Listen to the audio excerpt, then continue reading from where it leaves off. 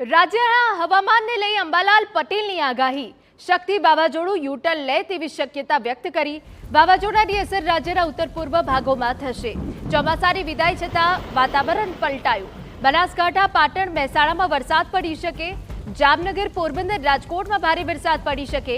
કચ્છ અને રાજસ્થાનના ભાગોમાં વરસાદ પડી શકે। દરિયામાં 60 થી 70ની ઝડપે પવન ફૂંકાવાની શક્યતા છે। 18 થી 27 તારીખ સુધી રાજ્યમાં વાદળો છવાશે। 23 ઓક્ટોબર પછી ગુજરાતમાં ઠંડી વધશે। ઉત્તર ભારતમાં 4 થી 8 ઇંચ વરસાદની શક્યતા છે।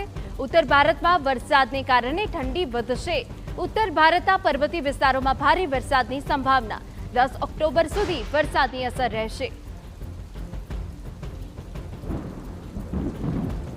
હાલની સિસ્ટમ જોતાં તેની અસર ગુજરાત પર મોટો ખતરો જણાઈ રહ્યો નથી। આમ છતાં પશ્ચિમ સૌરાષ્ટ્રના ભાગો, જામનગરના ભાગો, ઉત્તર સૌરાષ્ટ્રના ભાગો, કચ્છના ભાગો, કેટલાક ભાગોમાં ભારે વરસાદ થવાની શક્યતા છે। કેટલાક ભાગમાં હળવાથી મધ્યમ વરસાદ થવાની શક્યતા રહેશે। અને